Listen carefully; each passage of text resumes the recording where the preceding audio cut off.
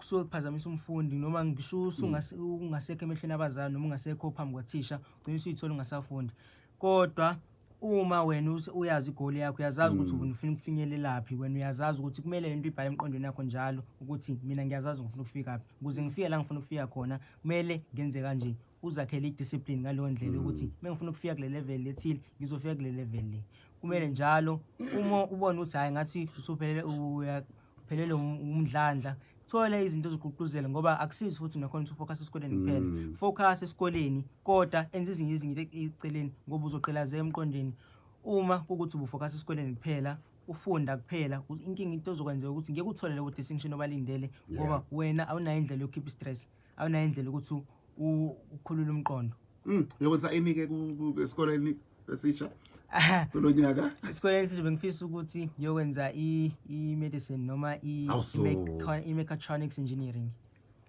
So kuya ukuthi obara abaphendule eqala. Sozwa ngabo ukuthi bathini. Look, ukwazi ukukhuluma mfowethu lulalele nje manje baningi abantu. Umuntu ongathi ufuna ukukusupporta ngenxa yemisebenzi emihle. Lokho FM kuba nomntwana esencane la iphume kamnandi ngaphasa kamalengiso yaphuma lapha ke kuphuma kwaSanti secondary school Thula Sizwe Shanga ophase kakhulu bathi sisho nje ngo 80 o 90% wenza kanjani umuntu ofisa ukukusiza?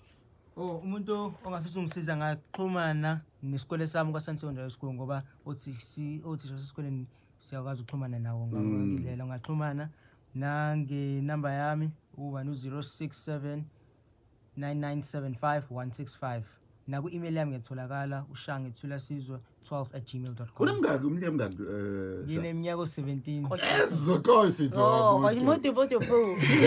Awuthi muti po. Kodwa manje ngizwile nginilalela emthiya ngiyamuzwa ukuthi ube ufisa ukwenza i-medicine noma enze angazi kuyiphi umkhakha ke kwi-medicine. Ungathanda ukuba kwi-medicine wenze ini? Bengifisa ukufunda ngengqondo ngodokotela wengqondo. Wengqondo. So wawusuthi ungala kwi-engineering ufisani?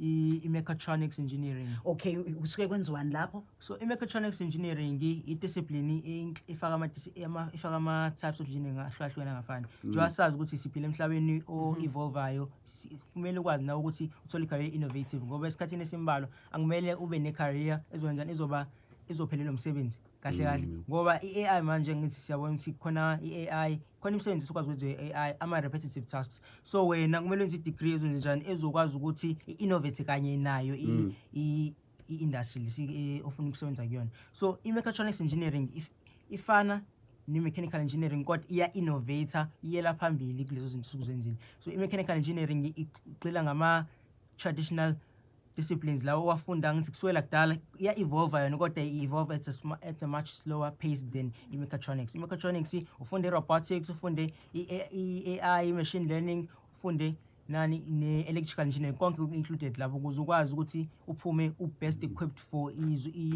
umhlaba leso siphila wona. Mfana wami, hayi wena, hayi ngeke, hayi.